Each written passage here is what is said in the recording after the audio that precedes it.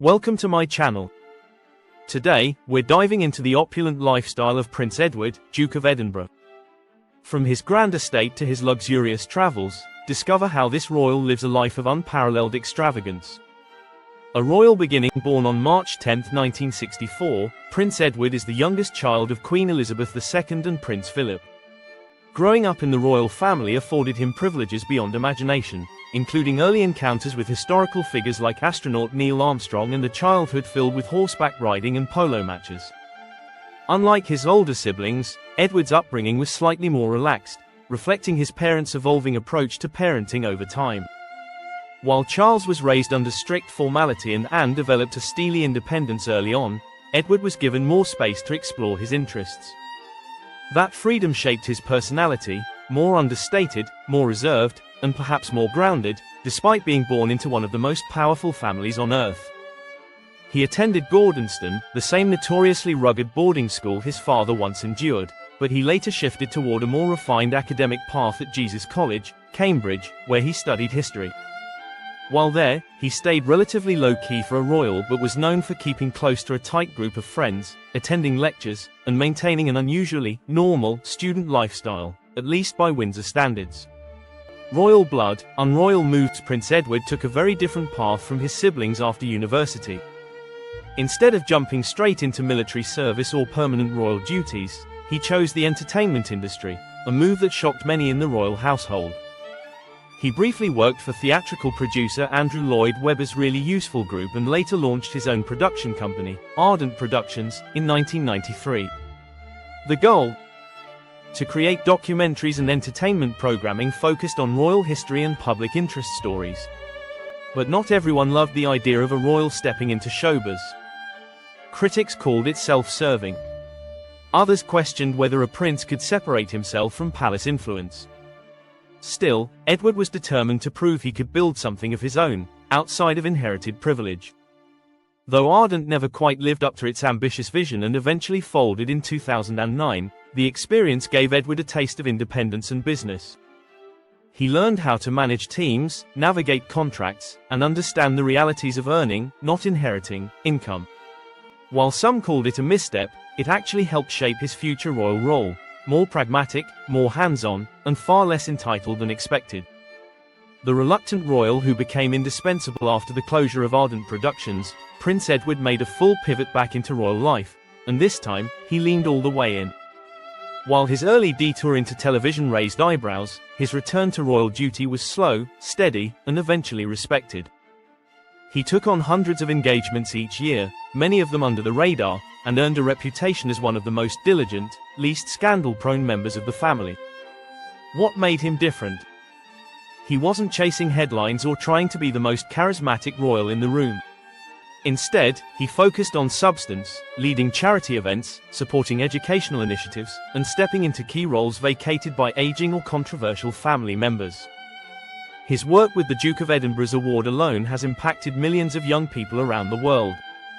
Quietly, Edward became the backbone of the royal rota. Over time, the public and the press began to notice. While flashier royals dominated headlines, Edward was building goodwill. He became the go-to royal for international cultural diplomacy, low-key but high-stakes royal events, and internal family logistics. He wasn't born to be king, but he became a kind of quiet fixer. Trusted. Reliable. Respected. The power of Sophie. When Prince Edward married Sophie Rhys-Jones in 1999, few predicted she would become one of the royal family's most trusted assets. Unlike many royal marriages that end in scandal or spectacle, Edward and Sophie kept things tight, focused, and almost shockingly normal, for royalty. Behind palace walls, they are known for being low drama, high discipline, and incredibly in sync. Sophie, a former PR executive, brought more than charm to the royal fold. She brought strategy. She understood image, optics, timing. And while she's never courted the spotlight, she's navigated the pressures of royalty with precision. Together, they've positioned themselves as the monarchy's most functional, forward-thinking couple. They don't sell tabloid stories. They don't get caught on hot mics. They just do the work, quietly and consistently. Their dynamic isn't just romantic, it's operational. Sophie often joins Edward on overseas visits, cultural missions, and charity initiatives. They are a tag team, representing the crown in a way that blends tradition with modern elegance. And while other royal marriages have fractured under pressure, theirs has only gotten stronger, turning them into the monarchy's most stable power couple. The Duke title that changed everything in 2023, Prince Edward was officially granted the title of Duke of Edinburgh by King Charles III, fulfilling a wish long held by his late father, Prince Philip. But this wasn't just a ceremonial change. It was a powerful endorsement. A quiet signal to the world that Edward wasn't just the other royal sibling, he was the one who had earned the family's trust.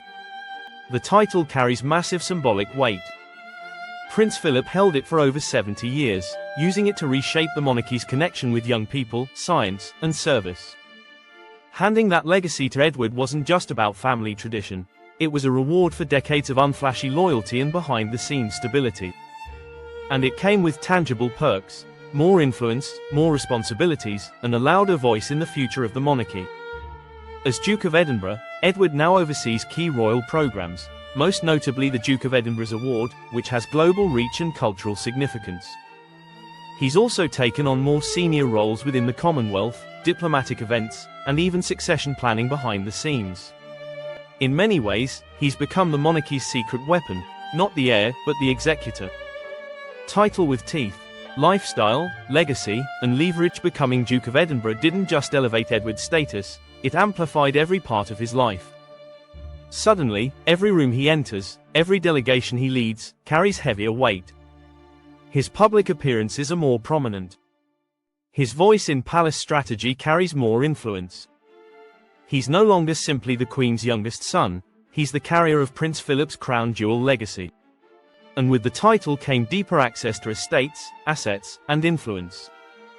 Bagshot Park, his already massive estate, is now unofficially treated as a royal hub for strategic operations, hosting dignitaries, private briefings, and planning meetings away from the spotlight of Windsor or Buckingham. The estate itself, with more than 100 rooms, a vast library, gardens, stables, and even a personal chapel, is more than a home, it's a power base. He also now travels differently. With senior status locked in, Edward frequently makes use of royal air travel, government-backed security details, and diplomatic privileges during overseas engagements.